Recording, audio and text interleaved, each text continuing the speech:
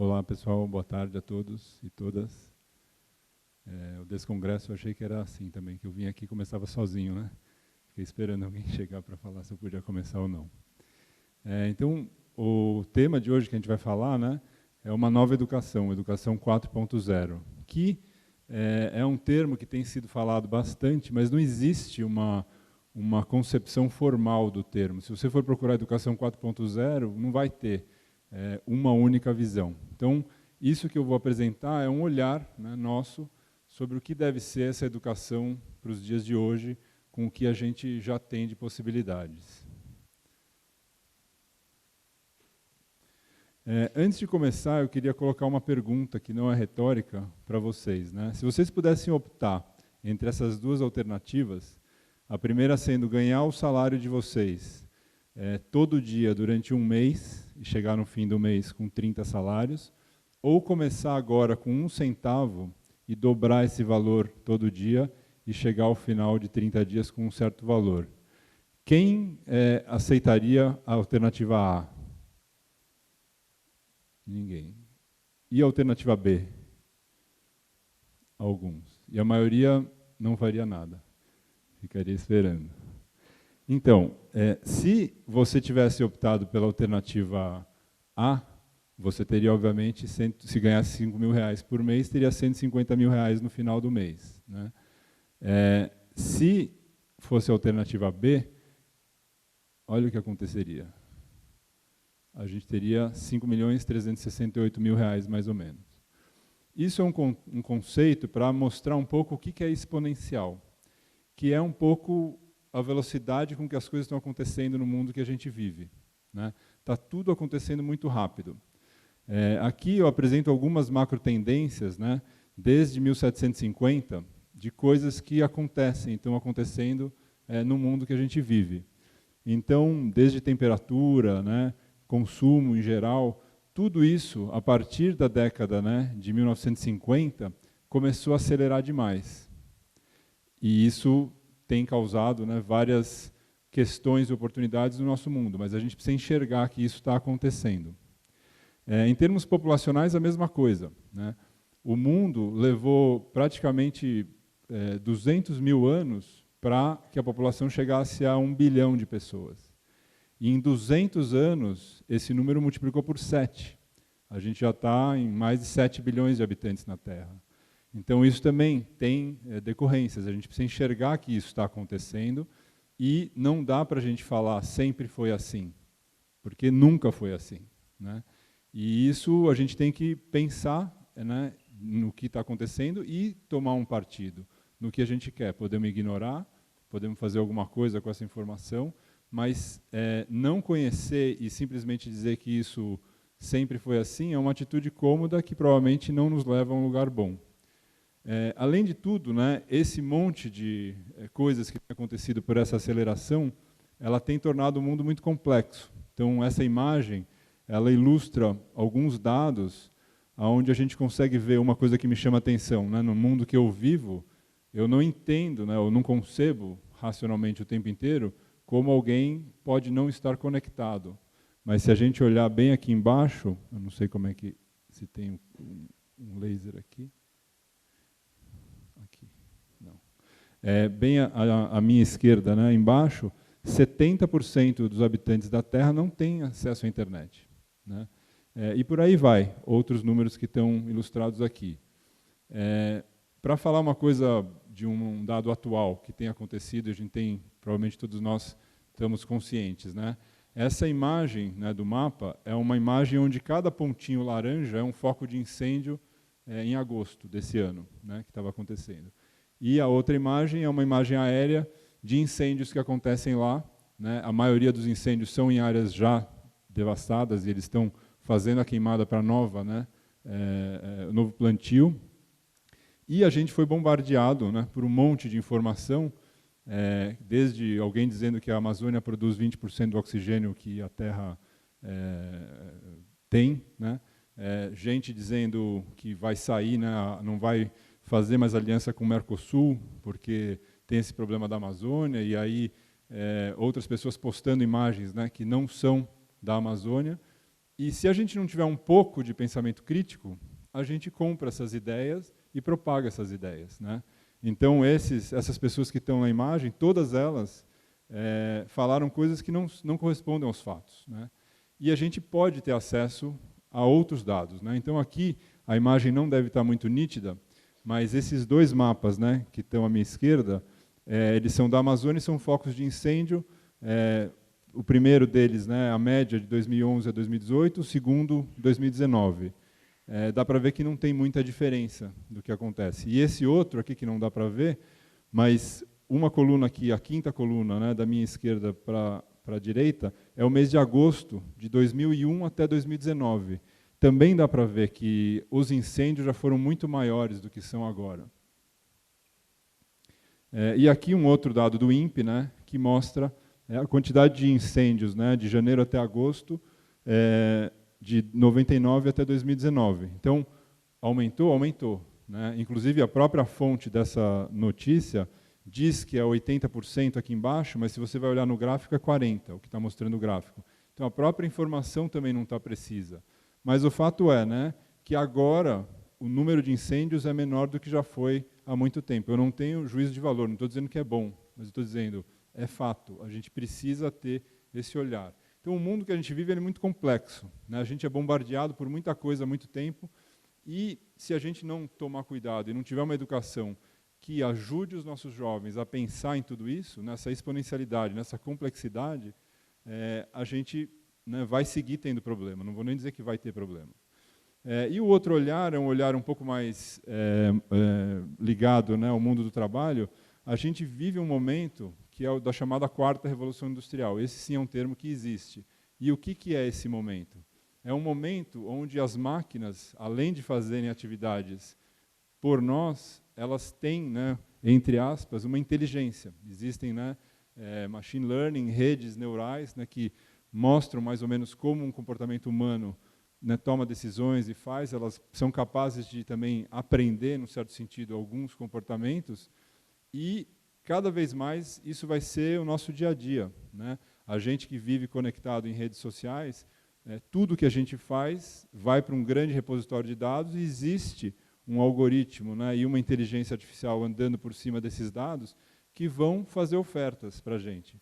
E se a gente não souber minimamente como isso funciona, a gente vai continuar dizendo que é coincidência, que justo queria comprar um tênis, apareceu um tênis aqui no meu celular, né? Não é coincidência, isso tudo é muito claro, né? Esses dados todos eles estão sendo utilizados por alguns algoritmos e algumas empresas para fazer oferta de algum tipo de produto ou serviço. E a gente tem que saber se a gente quer ou não quer. Então, a gente precisa ter um olhar para essa complexidade e ver como que a gente faz para lidar com isso. E o outro dado que eu também trago sempre, né, é a questão do futuro. Quer dizer, a gente já ouviu várias vezes falar, aqui tem dois dados, né, que eu encontro recorrente nas pesquisas, que a gente não sabe. Eu também não sei dizer se é 65% ou 85%, mas o fato é, as oportunidades de trabalho que vêm pela frente, muitas delas a gente não sabe quais são. Então, como que a gente vai educar, né, para o trabalho nesse contexto? Que tipo de competência e habilidade a gente precisa ter atenção? E aqui embaixo eu elenco algumas coisas que a gente aprendeu e sabe que são competências que vão fazer com que a gente consiga, de certa forma, trazer ideias para o mundo, né? Eu acho que a maioria de nós aqui aprendeu muito depois que saiu da escola. Por quê? Porque aprendeu a aprender. Porque não tinha mais uma estrutura formal, não tinha mais professor, né? E tem outras possibilidades. A gente vive numa era onde a informação não está mais restrita aos ambientes escolares, ela está difundida. Então, se você consegue acessar ela, você consegue transformar ela em conhecimento. Esse é o processo de aprender a aprender. Além disso, aplicar o conhecimento. Também não adianta eu saber fazer mecanicamente alguma coisa, porque o mundo vai me propor essa coisa de uma maneira diferente. Então, se eu não souber aplicar, eu posso até saber a técnica, mas não vou conseguir realizar. E o terceiro item, que é explorar novos territórios, me remete a essa primeira pergunta que eu fiz, que é uma coisa que eu também acho que a escola nos faz, não só a escola, mas o nosso contexto também de sociedade, a gente tem medo de errar, né? A gente não vai para os lugares onde a gente pode ir. Então, quando eu fiz a pergunta no começo, a esmagadora maioria não ousou responder, né? E porque é uma pergunta que a gente não sabe mesmo a resposta assim na ponta da língua. Talvez um ou outro consiga saber que era isso, mas a maioria não. Mas a gente aprendeu a não errar. A gente fica aqui no seguro, depois quando alguém vai no caminho, eu vou atrás e dou uma olhada, né? E dessa maneira, a gente se restringe demais. A gente não consegue botar todo o potencial que a gente é no mundo, né? E resolver as questões que vêm pela frente. E se você tem essas 3 competências, com certeza você consegue pensar diferente, você consegue inovar. Então, isso tudo eu estou fazendo um preâmbulo para contextualizar o mundo que a gente vive e por que uma educação diferente é necessária, né? Agora eu vou dar 2 relatos aqui, né, meio anedóticos, inclusive, mas isso aqui é um estudo que foi feito por uma professora, uma psicóloga, que ela deu para um grupo de alunos dela um aparelhinho que media as ondas cerebrais durante o dia e pediu para que eles fizessem um diário dizendo o que você estava fazendo em tal hora. E depois ela casou as 2 coisas. Se a gente reparar bem, lá na primeira linha, tem TV em roxo, né? E descendo um pouquinho à direita, você vê aula, amarelo, do lado. Se você olhar, a atividade cerebral é praticamente igual na TV e na aula. Isso significa que, dentro de um contexto de aula bem parecido com esse do que a gente está fazendo aqui, porque isso aqui é o que eu não acredito, mas a gente está fazendo porque é o que me coube, né? A gente não está estimulado a pensar, a ser ativo, a questionar. A gente fica num processo que o teatro grego criou, que é receptivo. A gente fica lá meio que catatônico, deixando entrar aquilo que vem, aquela voz monocórdica, né, falando, e não demora muito, talvez alguns até vão dormir, né, aqui, inclusive. Mas ela viu isso, né, e chamou a atenção do porquê que isso era assim. E ela foi pesquisar e viu essa questão do teatro grego. Aqui eu vou colocar um vídeo, uma cena real de uma formatura de alunos de áreas técnicas do MIT de Harvard, onde um professor quis fazer um experimento e botou um grupo de alunos para entrevistar esses formandos, dizendo assim: se eu lhe der, né, um fio, uma lâmpada e uma bateria, você é capaz de fazer acender a lâmpada? E eu vou passar, está em inglês, mas ele é autoexplicativo. Acho que está sem som. Can you do that? The interesting part about the batteries and bulbs question is that people always predict that they can do it. Students say, of course I can do this. Any hints I should have here? Teachers say, of course my students can do this. Ow! Do you know why that didn't work? I have no idea. Battery could be dead, the bulb could be bad, I'm hooking it up totally incorrectly. I'm not an electrical engineer, I'm a mechanical engineer. I know it's possible, but I don't know how to do it. It's only after failing that you begin to get upset with the question and think, well, maybe it's a trick question, maybe this has something to do with manipulating the wires, they couldn't hold all the wires together. You don't have a current if you only have one wire, you need to complete a closed circuit. But that's not the case. Oh, well, if I do it with a little light bulb, I just do this. In which case, the light just lights up. Familiar? Isso acontece nas nossas escolas? E eu não tenho dúvida que a maioria desses alunos sabe, teoricamente. Se cair numa prova, eles vão conseguir responder. Mas na hora que eles estão de frente à realidade, não consegue transpor o conhecimento, né? E isso, em parte, né, tem uma questão que normalmente a gente orienta as nossas escolas nesse sentido, né? A gente dá muita atenção para o currículo, que é o quê, né?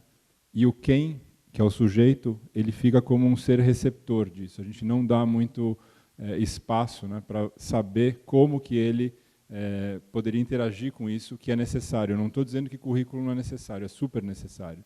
Só que a questão é que a gente tem que repensar o como a gente trabalha essa relação. E isso demanda uma mudança de olhar, que eu acho que é uma das coisas mais difíceis, porque nós temos que mudar.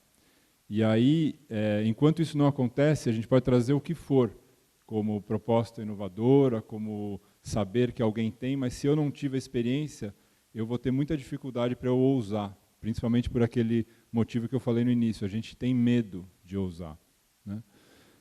Mas a lógica deveria ser essa. A gente deveria ter um contexto, deveria ter um olhar para esses alunos e aí sim encontrar percursos onde eles chegam no currículo, que a gente propõe e acha que eles têm que aprender para poder viver bem numa sociedade e ser feliz.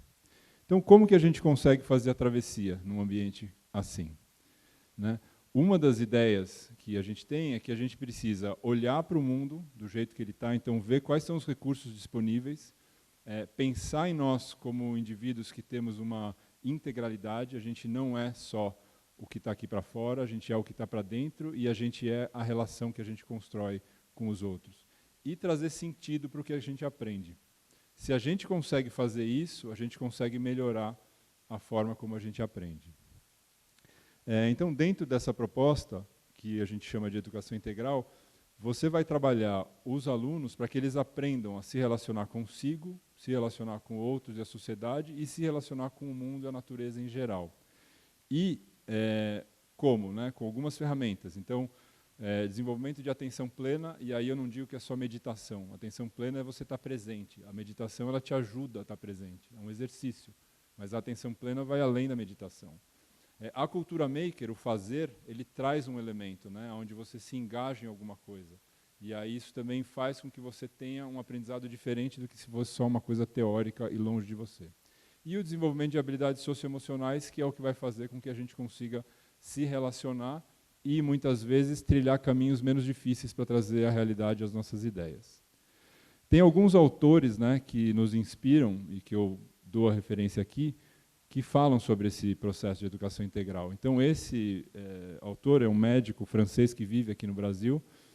Ele é um cara que vai muito na etimologia das palavras. E uma coisa que eu achei interessante é que a palavra educare, né, que a educação vem de educare, ela significa, né, produzir, nutrir, criar, elevar. E produzir, você produz no mundo. Né? Nutrir é uma relação com o outro. E criar é uma coisa que está dentro de nós. Então, a educação integral, nessa ótica, né, de 3 dimensões, ela está dentro da própria palavra. Não existe uma educação que não seja integral, nesse sentido. Né? Um outro pesquisador, Otto Scharmer, né, não sei se todos já ouviram falar, mas ele criou uma teoria chamada teoria U, muito utilizada em empresas, mas ele também tem uma visão do ser humano como um ser integral. E ele falou uma coisa que eu achei interessante. Todos nós já ouvimos falar dos STEAM, né, de Science, Technology, Engineering, Arts and Math, né, que todo mundo quer no currículo, acha importante desenvolver. E ele fala que precisa, além desse STEAM, ter um outro STEAM, né, que é Social Technologies, que seria tecnologias sociais, empreendedorismo, a estética e a atenção plena. E para mim faz muito sentido. Né, essas duas coisas elas andam junto. Não adianta a gente saber das coisas sem saber de nós e saber da relação que a gente tem entre nós. Outra coisa que ele fala, que tem uma preocupação muito grande em usar a tecnologia para o bem. Né? Então a gente tem que aprender também que a tecnologia é uma ferramenta e que você pode direcionar ela para um lado ou direcionar para o outro lado. E que a gente precisa, né, na medida do possível, aprender que a gente tem que construir e não destruir com ela. Por outro lado, né, dentro desse espaço de aprendizagem mais mão na massa, a gente também tem um fundamento teórico muito grande que vem desse homem que chama Seymour Papert, que ele era um matemático sul-africano, foi o pioneiro de inteligência artificial ainda na década de 60, fundador, né, do Media Lab, no MIT, onde ele percebeu empiricamente uma coisa que a neurociência hoje já consegue provar pelos instrumentos que a gente tem, que toda vez que a gente se engaja na criação de alguma coisa que tem sentido para a gente constrói conhecimento. E esse conhecimento construído permite a gente atuar de forma mais completa e complexa no mundo. Né? E os achados da neurociência, ele fala que existe, né, na nossa estrutura cerebral um mecanismo ilustrado por essa imagem. Então, toda vez que a gente é impactado por alguma coisa nos nossos sentidos, a gente não consegue absorver tudo, porque literalmente o nosso cérebro iria fritar se a gente conseguisse. Se eu estivesse aqui percebendo todas as lâmpadas, a textura do carpete, as pessoas que estão aqui, a roupa, os barulhos, tudo, eu não ia dar conta de fazer isso. Né? Então a gente tem uma estrutura que ela faz um filtro. Eu presto atenção nisso ou não presto atenção nisso? Né? E isso se dá na amígdala, que é uma estrutura interna na nossa cabeça, e que vai dizer se isso vai ser útil, eu vou usar ou não.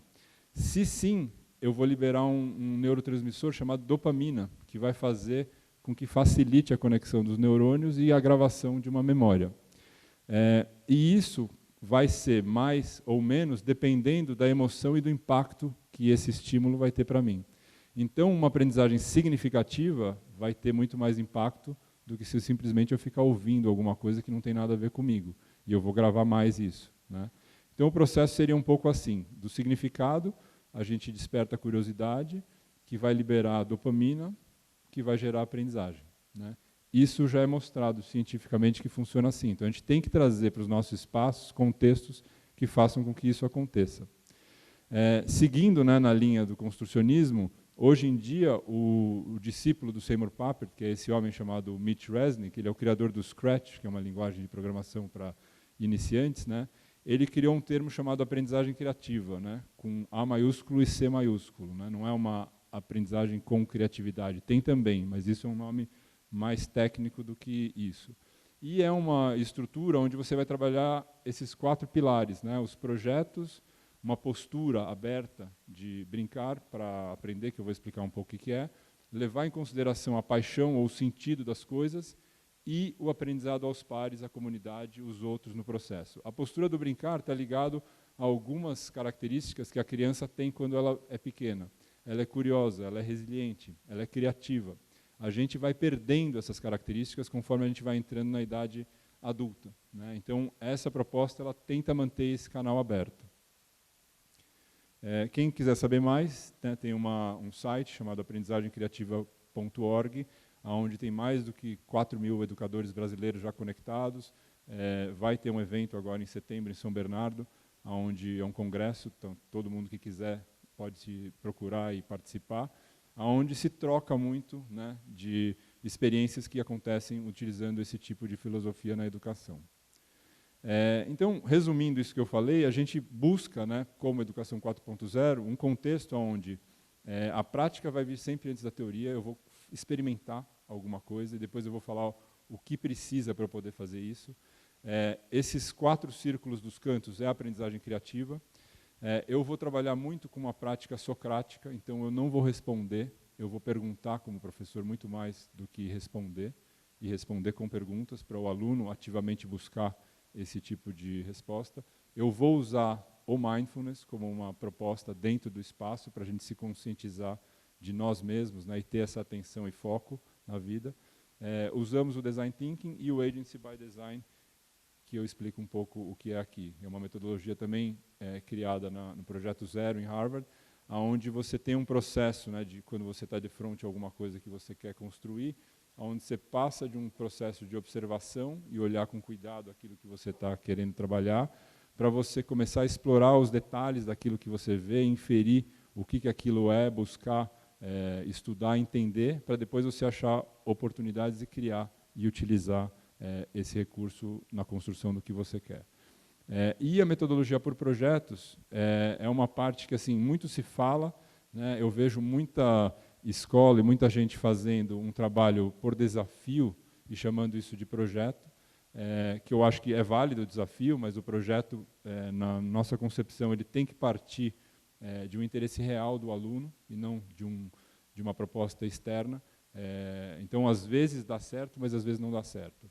Mas o projeto é algo que passa por essas fases. E a gente está aqui agora, isso é um projeto. Se a gente se perguntar, todos nós, né, temos um objetivo por estar aqui, uma justificativa, por que a gente optou escolher estar aqui e não estar em outro lugar. Nos planejamos para chegar aqui, horário, né, local que a gente está, mobilizamos recurso para que isso acontecesse, estamos executando, né, essa palestra aqui, e daqui a pouco a gente vai avaliar. Então, esse processo ele é comum a muitas empreitadas humanas, né? Fazer um vestibular é um projeto, casar é um projeto, uma viagem é um projeto, organizar um torneio de futebol é um projeto. Agora eu pergunto, quem de nós aqui aprendeu formalmente isso na escola? Né? Eu acho que muito poucos, né? Eu acabei, no meu percurso atribulado, né, de faculdade, acabei estudando administração de empresas. E na escola, que eu considero uma boa escola de administração de empresas, eu não aprendi isso daí, né? Há muitos anos atrás. Acredito que hoje talvez já se fale um pouco mais. Mas não é comum, mas é uma coisa que é comum ao ser humano desde que ele é gente. Então, por que não colocar isso dentro de um processo de aprendizagem? E aí, características do que se aprende com a mão na massa, eu não vou nem falar da parte mais ligada ao STEAM, né, a parte técnica, né, de aprendizagens nessas áreas de conhecimento mais de exatas, artes inclui também, embora não seja de exatas, mas essa outra parte, que se a gente olhar as competências gerais da BNCC que estão em vigor, várias delas estão aí, e são muito possíveis de trabalhar num contexto, né, mão na massa, que é muito difícil trabalhar numa sala de aula tradicional, né? Por exemplo, num estado como esse aqui, como é que eu vou trabalhar a colaboração, né? Pensamento crítico, é muito difícil, né? Você está numa forma especulativa, talvez vocês tenham perguntas para fazer, vão me fazer perguntas que talvez na hora que vocês vão para a prática de vocês não tinham aquela questão. Mas talvez outra que você vai lá para a prática e fala, putz, isso eu não perguntei, mas isso eu não sei fazer, né? Então, esse tipo de habilidades e competências são muito fáceis de se trabalhar em contextos mão na massa. E falando do erro, né, eu também gosto de mostrar essa imagem, porque ainda muita gente pensa, né, no que está aqui à minha esquerda agora, que só tem um caminho, né, ou eu erro ou eu acerto. E, na realidade, não, né? Na nossa vida, a gente sabe muito bem que o erro são sempre passos do caminho para a gente chegar em algum lugar. Pode ser que, às vezes, demore mais, pode ser que, às vezes, demore menos, né? Mas, normalmente, sempre tem esses passos aí. E o Thomas Edison, né, ele tem essa frase atribuída a ele que eu acho muito boa. Eu não errei, né, eu só descobri 10.000 maneiras como isso não funcionava. Bom, falando do espaço, né, que todo mundo tem também uma preocupação e fala, bom, preciso comprar impressora 3D, onde é que eu compro, como é que eu faço? Né? E a primeira coisa que eu falo é assim, o que você quer fazer? Porque impressora 3D talvez você precise, né? Mas provavelmente não vai ser a primeira coisa que você precise. Mas está muito associado, né, a tecnologia, o maker com a tecnologia digital, de fabricação digital. Então eu vou dar exemplos de alguns espaços. Esse aqui é um espaço nosso, lá em São Paulo, onde você tem na periferia recursos, no meio espaço para convivência humana.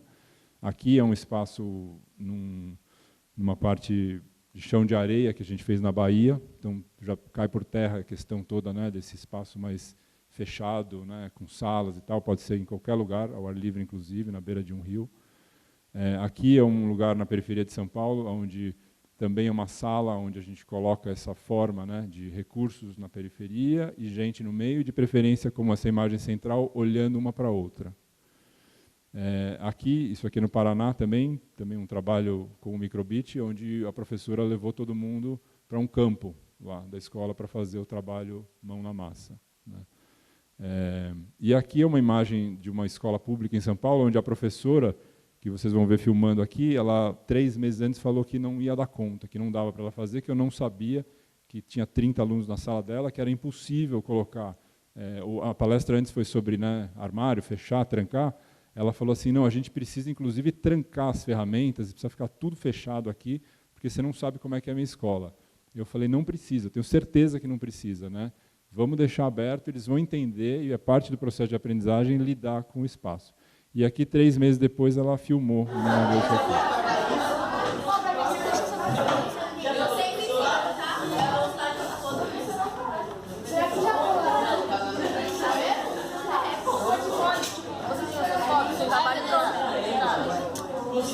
Dá para ver que os alunos nem estão prestando atenção nela, estão todos envolvidos em atividades diferentes, fazendo coisas diferentes.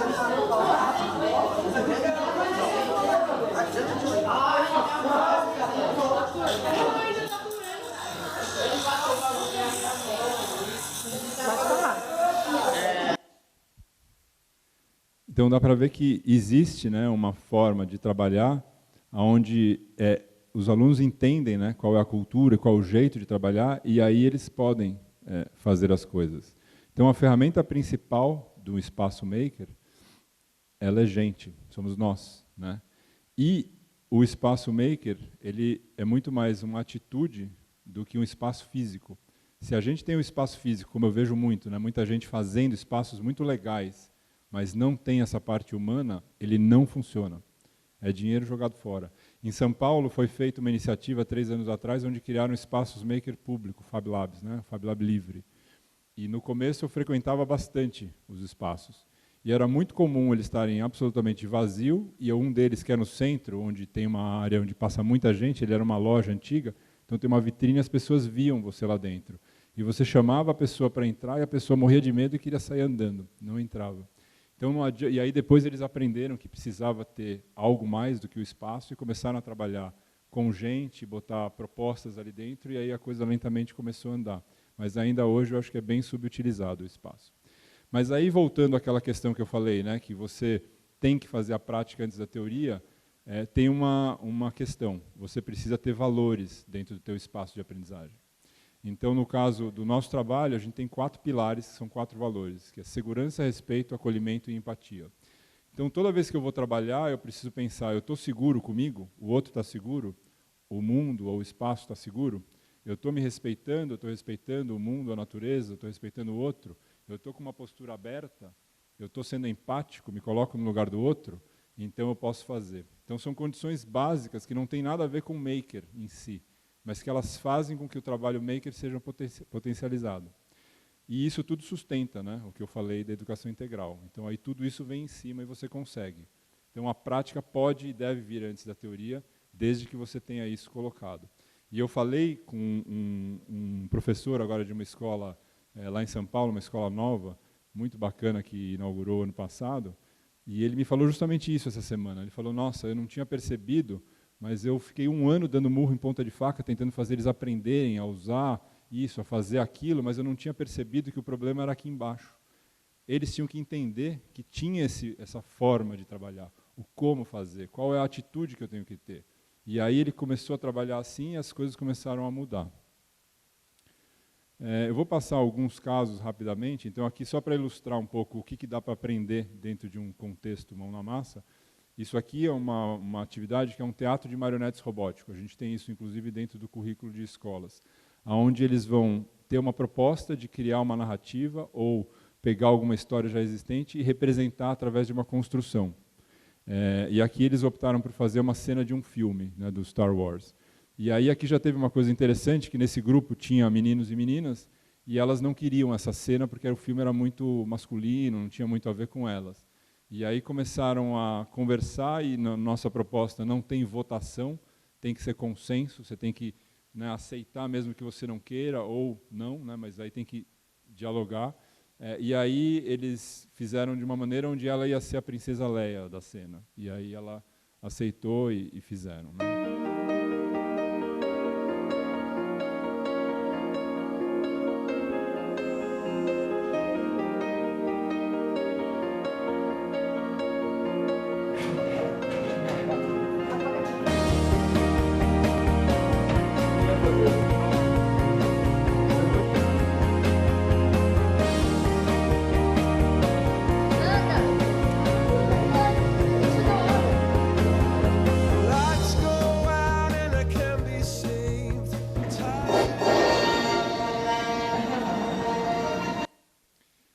Então, numa prática como essa, é bem claro, né, que a parte verde se trabalha, e essa está muito ligada, né, a um currículo STEAM, ou ao próprio currículo mais formal da escola, mas esse novo STEAM que eu falei está na parte de cima, e isso é possível trabalhar dentro de um contexto como esse, né. Então, como eu falei, o passo mais difícil de fazer, né, que eu acho que ele é muito simples, mas ele é muito difícil, é a gente mudar a chave interna e conseguir ficar mais tranquilo num espaço assim, desconhecido, e conseguir oferecer um caminho diferente para gerar aprendizagem. Porque ela vem, né? A experiência mostra que vem, e vem assim, de roldão, porque depois de um tempo que isso está implementado dentro da escola, você não segura mais os alunos, eles vão embora, né, e vão cada vez mais buscar outras coisas, e muitas vezes, né, você que vai atrás dele, né? Ele começou olhando uma forma, mas depois ele que faz e você que tem que correr atrás, porque senão você realmente fica para trás. Aqui é uma outra... Você pode voltar por favor? Aqui é um outro exemplo que eu gosto de mostrar, que também você vê que a tecnologia é muito baixa que está usando aí, né? Mas esse é um projeto maker muito interessante, onde você se percebe como educador e o que você faz e ver como que a gente pode e deve mudar. Então, aqui a proposta era que eles fizessem um totó ou um pebolim com caixas de papelão, e onde as caixas estavam disponíveis, né, e tinham materiais para você fazer o cano do meio e tintas. E aí eu estava trabalhando com esse grupo, e aonde normalmente, quando você vai fazer uma proposta dessa, 99% das pessoas pegam uma caixa desmontada e remonta ela para ser o seu estádio, né? E aí esse grupo, ele não fez isso. Ele pegou o lado aqui da minha esquerda, né, montou, só que quando chegou lá perto da mão dele, em vez de ele dobrar aquela aba, ele cortou a aba. E a minha intenção na hora foi de falar, não, está errado. E eu fiquei quieto, deixei quieto, falei, deixa eu ver o que vai acontecer. E aí, assim por diante, eles foram cortando tudo e fazendo. Só que na hora de montar o lado maior do outro lado, né, que seria para fechar aquela lateral, eles não levantaram a aba que já tinha vinco. Dá para ver aqui, ó, que existe um vinco, né, da caixa aqui. Então, isso daí é o que eles deveriam dobrar, se fossem seguir a caixa. Só que aí, ao invés de fazer isso, eles começaram a colar os pedaços que eles tinham recortado lá naquela lateral, e fizeram um campo bem mais largo do que o campo que eu imaginei que eles iam fazer. Só que isso é muito difícil a gente fazer no dia a dia, deixar eles fazerem, né? Porque depois você pode falar, olha, você poderia ter feito assim também, e aí ele vai pensar os caminhos e vai poder optar, né, ou juntar as duas coisas. Mas a gente não faz isso. Outra coisa que eu percebi, quando eles fizeram isso, obviamente o canto aqui ficou muito frágil, né? Porque não tinha reforço, e a hora que a bola batesse ia cair. E aí não deu outra, né? Eles bateram a primeira bola, o negócio derrubou. Só que também em um segundo, eles pegaram um pedaço de papelão que tinha sobrado e fizeram uma cantoneira como aquela que está ali. E fizeram no canto e fecharam e botaram a resistência, e depois começaram a observar que os canos saíam quando você puxava, e fizeram esse reforço aqui para segurar. Então, o que eu quero mostrar com essa simples imagem é que a gente tem que mudar o jeito que a gente faz para deixar com que o outro aprenda. Porque se eu desse para eles o caminho de como fazer, eles iam fazer o que eu quisesse que eles fizessem, e não o que eles queriam e se engajariam em fazer. E não iam ter aprendido isso que eles aprenderam. Então, não precisa ser algo muito complexo, mas o que eu digo, a gente tem que mudar o nosso mindset para poder proporcionar um tipo de educação que facilite o caminho desses jovens e que eles consigam se expressar. Aqui um outro desafio, esse grupo de jovens tinha um desafio de construir uma impressora 3D que pudesse imprimir coisas tamanho mega, né, 2, 3 metros de altura. E aí eles fizeram todo um processo de pesquisa, aprendeu o que é código aberto, né, e fizeram um protótipo, e aí imprimiram esse vaso aqui para mostrar, mas construíram toda uma proposta através, né, de um desafio que foi dado para eles. E aqui, por último, eu passo para vocês um vídeo onde mostra um produto que a gente desenvolveu, que está implementado em várias escolas, onde a gente colheu o depoimento, principalmente dos jovens que estão fazendo essa prática, e praticamente tudo que a gente imaginou que queria que acontecesse, eles espontaneamente falaram nos depoimentos, e a gente acabou montando um vídeo assim. Existem muitas escolas muito preocupadas em ensinar, mas talvez o segredo esteja em como se aprende. O Maker Lab ele é uma iniciativa de levar a educação maker para dentro das escolas. Nós vimos que daria para criar um espaço onde a cultura maker estaria servindo como ferramenta e trabalhar a educação integral, que é aquela que trabalha a relação do indivíduo com 3 instâncias. A relação do indivíduo com ele mesmo, a relação do indivíduo com o mundo, os sistemas e a natureza, e a relação do indivíduo com os outros ou a sociedade em geral. Adquirindo competências nessas 3 áreas, elas juntas fazem com que você esteja mais apto a transformar ideias em realidade, que é, no fundo, o empreender. A gente está tentando fazer uma garra com o uso da força das seringas. Se você precisar de ajuda, eu tô lá na minha mesa, tá? Eu só vou lá terminar. Tá, valeu. Com liberdade, a gente consegue ter mais criatividade, a gente tem mais possibilidades. Não existe um jeito certo de fazer. Existem várias maneiras, só que com a ajuda de várias pessoas, a gente vai conseguir fazer uma coisa única. Eles estão conquistando uma autonomia que ela vai estar presente em todas as disciplinas. Isso vai ser um ganho para a vida toda, né? A gente não sabe direito como faz tudo, mas a gente aprende entre nós muitas coisas, muito interativo, te influenciam a aprender mais. Cada grupo de 4 alunos recebe uma caixa Inspira Maker. E o que tem dentro dessa caixa? Tem tudo que o aluno precisa para conseguir construir aquele projeto. Ou seja, a escola não vai precisar comprar nada. E cada aluno recebe também um diário de bordo, para ele conseguir fazer um acompanhamento da própria evolução. Os alunos também recebem o acesso a um aplicativo. Eles podem fazer fotos, vídeos, áudios, fazerem links, anotações, desenhos. E esses registros vão ser transportados para uma plataforma virtual que o professor tem acesso. Quem vai mediar o conteúdo do Maker Lab é o professor da escola. Então esse professor tem que ser formado pela gente. A ideia do Mundo Maker é oferecer uma oportunidade para esses professores entenderem uma nova maneira de lidar com a aprendizagem. Outra coisa que os professores recebem é o plano de atividades e a partir disso ele tem que conseguir mediar uma sessão de atividade de aprendizagem para os seus alunos. O que está faltando aqui? Mas entre isso e isso? O cabo. Isso aí. Toda atividade no Mundo Maker, a gente começa com meditação. Essa ferramenta do Mindfulness também facilita o autoconhecimento e ele se trabalhar para transformar suas ideias em realidade.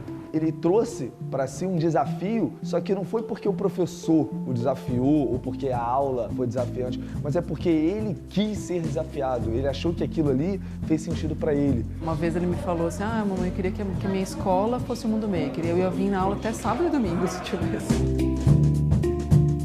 A gente quer que a educação seja isso, o prazer do conhecimento. Quando você vê o projeto concluído, você se sente muito orgulhoso de você e da sua equipe. Mesmo que eu nunca use isso, eu sempre vou levar para a minha vida inteira essa experiência que eu tenho aqui.